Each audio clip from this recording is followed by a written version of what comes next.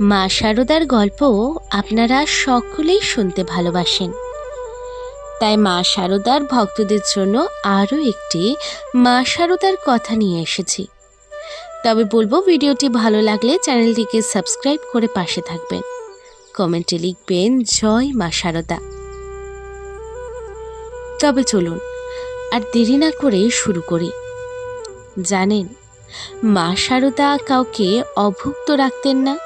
তার মন ছিল পবিত্র গঙ্গার মতো। অন্যর কষ্টতে তিনি কষ্ট পেতেন, অন্যের সুখে খুশি হতেন। একবার কি হয়েছিল জানেন? তখন মা শারদার অল্প বয়স। একবার দেশে ভীষণ দুর্ভিক্ষ দেখা দিল। চারিদিকে তখন অন্নহীন মানুষের হাহাকার। কেউ খেতে পাচ্ছে না, কেউ জল পাচ্ছে না, কেউ বাসস্থান পাচ্ছে না।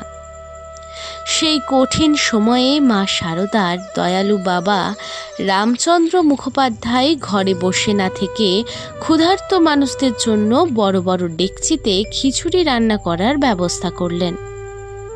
রামচন্দ্র মুখোপাধ্যায়, যিনি মা শারদার বাবা, তিনিও কিন্তু অত্যন্ত দয়ালু মানুষ ছিলেন। তাই জন্যই তো ক্ষুধার্ত মানুষদের কথা ভাবতে তিনি এক পাও পিছু পা হননি। দূর দূরান্ত থেকে তখন প্রতিদিন বহু ক্ষুধার্ত মানুষ এসে জুটত তাদের বাড়ি।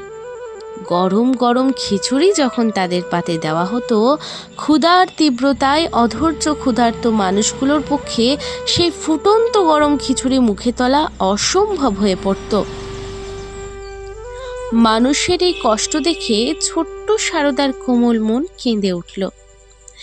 তিনি তখন একটি বড় পাখা নিয়ে পরম মমতায় সেই গরম খিচুড়ি ঝুরাতে বসে যেতেন, যাতে খিচুড়িটা ঠান্ডা হয় আর সেই ক্ষুধার্ত মানুষগুলো খেতে পারে, যাতে ক্ষুধার্ত মানুষগুলোর মধ্যে একটু প্রাণের আশা ফুটে ওঠে। তখন ক্ষুধার্ত মানুষগুলো অত্যন্ত শান্তি করে খেত, শান্তিতে দু অন্ন মুখে তুলতে পারত।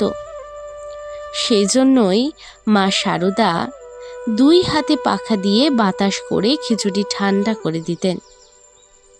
তিনি ছোটবেলা থেকেই এমন বিশাল মহিমার অধিকারী।